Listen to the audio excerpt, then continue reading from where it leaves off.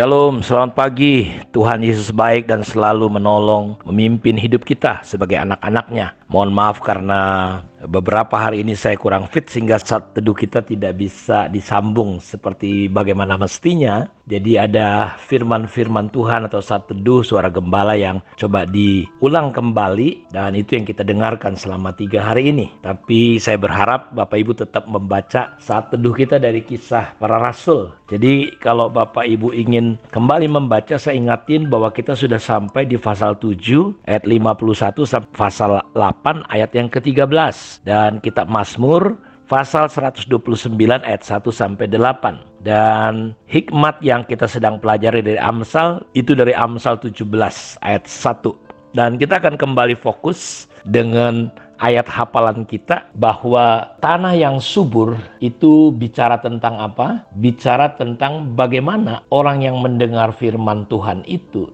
dia perlu mengerti. Dan yang dimaksud tanah yang subur itu di sini diterangkan dengan bagus sekali. Yang jatuh di tanah yang baik ialah orang yang setelah mendengar firman itu menyimpannya dalam hati yang baik dan mengeluarkan buah di dalam ketekunan. Jadi kalau di dalam Matius dikatakan tanah yang baik itu adalah orang yang mendengar firman dan dia mengerti, lalu dia berbuah. Ada yang 30, ada yang 60, dan ada yang 100. Jadi bagaimana mungkin kita bisa memiliki pengaruh di dalam hidup kita, mengalirkan hidup Yesus dari dalam hidup kita, kalau kita sendiri tidak mengalami Kristus dalam hidup kita? Jelas sekali bahwa Yesus hidup dalam hidup kita. Pertanyaannya, apakah dia bisa mengalir? Kita bisa mengalirkan hidup Tuhan dari hidup kita. Karena di dalam roh kita, ketika kita percaya, Yesus ada di dalam kita. Setiap orang yang percaya dengan hatinya dan mengaku dengan mulutnya, dia diselamatkan. Ini titik balik. Kalau ada istilah life discipleship, pemuritan kehidupan, itu bukan cerita tentang kita secara one-on-one-nya saja atau pribadi dengan pribadi, bukan itu. Tetapi bagaimana yang dimaksud life discipleship, pemuritan kehidupan, adalah kita menolong, menemani orang-orang yang tidak mengerti, yang hatinya mungkin seperti tanah di tepi jalan. Ketika dia dengar firman, artinya dia memang hidup Yesus, dia nggak bisa lahir baru. Dia tetap memberontak, dia tetap menolak, sehingga dia mengalami kesulitan. Dia tetap dapat firman, tapi dia tidak berbuah. Karena dia seperti benih yang dijatuhkan di tepi jalan. Atau yang berikutnya berbatu-batu. Atau yang berikutnya yang penuh dengan semak duri. Karena itu ayat ini berkata yang jatuh di tanah yang baik itu ialah orang yang setelah mendengar firman menyimpannya dalam hati yang baik dan mengeluarkan buah di dalam ketekunan. Kalau kita melihat konteks Yohanes 15 ayat 7 dikatakan, kalau kita baca di sana, saya bacakan untuk kita. Di sana dikatakan bahwa tinggallah di dalam Kristus. Dalam ayat yang ke-7 dikatakan bahwa jikalau kamu tinggal di dalam aku dan firmanku tinggal di dalam kamu, mintalah apa saja yang kamu kehendaki dan kamu akan menerimanya. Dalam hal inilah Bapakku dipermuliakan, jikalau kamu berbuah banyak, dan dengan demikian kamu adalah murid-muridku. Bukan kita yang memilih Tuhan, tapi Tuhan yang memilih kita. Dalam ayat 16, dan aku telah menetapkan kamu supaya kamu pergi dan menghasilkan buah, dan buahmu itu tetap,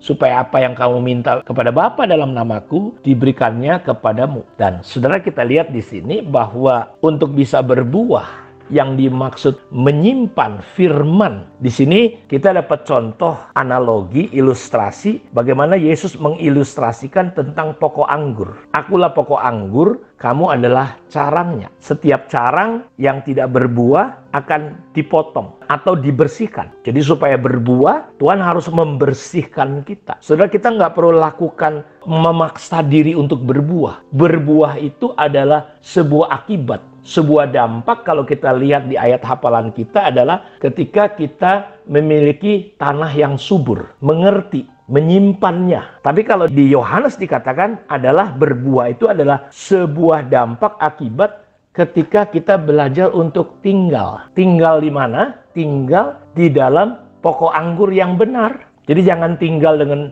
kekuatan kita, jangan tinggal di dalam kemampuan kita, pikiran kita, bukan tinggal di dalam pelayanan, sibuk-sibuk ya sedemikian rupa. Ada orang begitu sibuk gitu ya, tapi dia nggak pernah tinggal di dalam Tuhan, dia nggak akan pernah bisa berubah. dia nggak akan pernah bisa berbuah seperti yang dilukiskan oleh firman Tuhan yang sedang kita pelajari. Untuk berbuah, jalan satu-satunya cuma apa Bapak Ibu? Yaitu tinggal. Kita perlu melekat. Kita perlu nyantol atau kita perlu menjaga sungguh-sungguh hubungan kita. Supaya apa? Karena hubungan ini akan mengalirkan kehidupan Kristus dalam hidup kita. Jadi kita tidak boleh lepas dari yang namanya tinggal. Dan yang dimaksud tinggal itu artinya kita tinggal itu di dalam Tuhan dan firman-Ku tinggal di dalam kamu. Apa saja yang kamu kehendaki, kamu akan menerimanya. Jadi sebenarnya fokus kita bukan berlomba-lomba membuat doa-doa yang hebat, enggak. Kalau saudara tinggal di dalam Tuhan, kau mengerti